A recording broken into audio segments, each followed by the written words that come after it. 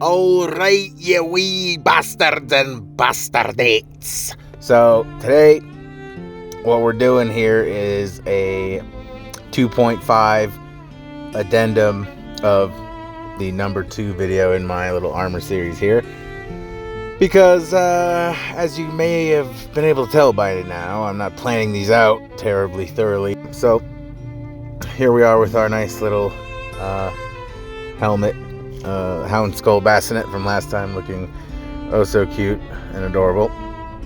And first thing I wanted to show you guys and talk about was this little hinge right here.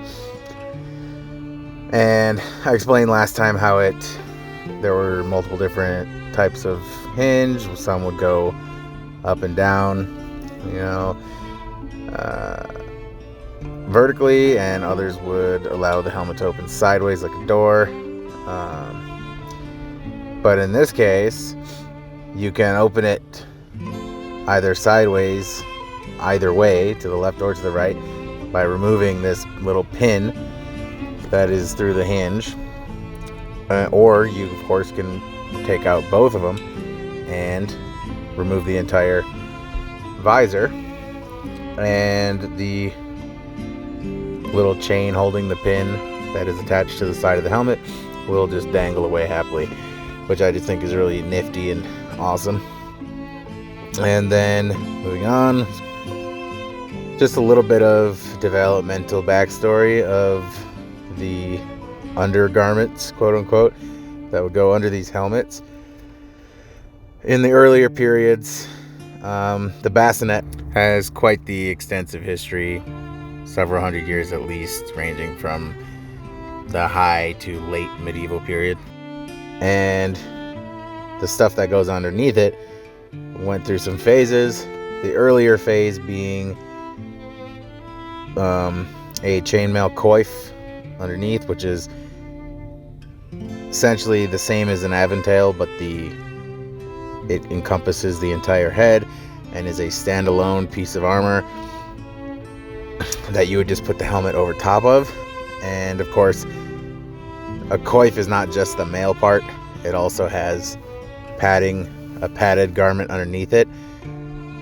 So as that kind of phased out, as the helmets became more sort of impenetrable and better quality, they did away with having mail over the entire top of the head and the padding and the helmet, and they just went with the padded liner, which, as you can see in this illustration here, was often constructed in a sort of four-pronged approach that would tie off at the top, so you could adjust the size of it, adjust the tightness or looseness.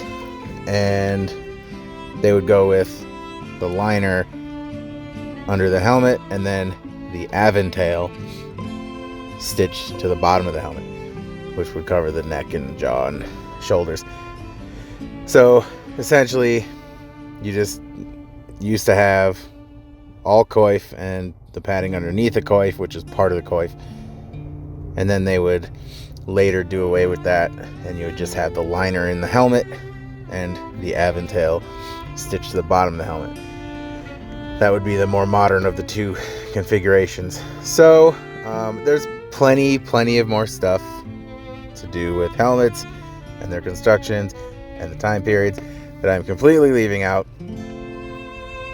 But even a totally pared down, non-expert video series like this, I felt needed at least those little tidbits added in. So just to wrap this one up, I am fully aware that this little 2.5 video is even shittier than the last two, but that's all good.